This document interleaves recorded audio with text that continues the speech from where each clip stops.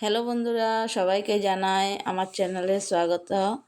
তো দেখো, সকাল সকাল উঠে আমি প্রথম আমার ঘরটা ঝাড়ু মেরে নিলাম। আর এখন আমি ঘরটা মুছে নেব।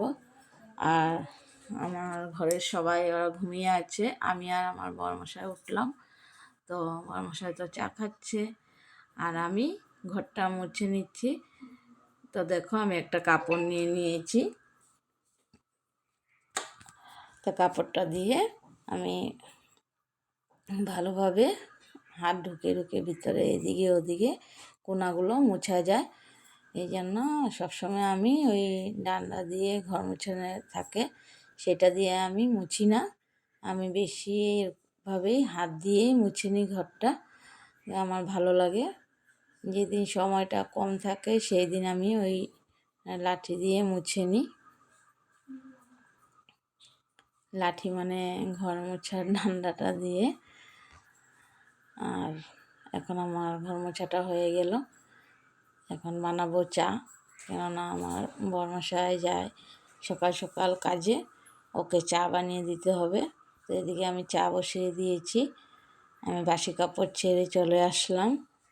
তো আটাতে গরম জল দিয়ে দিয়েছি। এদিকে ছেলেও কলেজে যাবে, ওকেও ডাকতে হবে। ওকে একবার দুইবার ডাকছিও, উঠছে না। এখন যাই, আবার ওকে গিয়ে ডেকে আসবো। অল্প আটাটা গরম জল দিয়েছি, এই জন্য চামচ দিয়ে আটাটা মাখছি। তো এখন যেতে হবে আবার ছেলেকে ডাকার জন্য। আর চা হয়েই গেছে, এখন আমি ওকে ডেকে আসি। আর কাজ তো শেষ নাই, এরপরে আরও অনেক কাজও আছে। এগুলো শেষ করে আমি স্নান করতে যাব, পুজো দেওয়া আছে। এবার ছেলেকে অল্প ডেকে আসলাম। আর এখন আমার রুটিটা বানিয়ে নেব ঝটপট করে। এই দেখো বন্ধুরা, রুটিটা হয়ে গেল। তো ওকে দিয়ে আমি স্নানে চলে যাব। স্নান করে পুজো দিয়ে আবার আসব রান্না করতে। তোমার চা বানানো হয়েই গেছে, দিয়ে দিলেই চায়ের কাজটা শেষ হলো।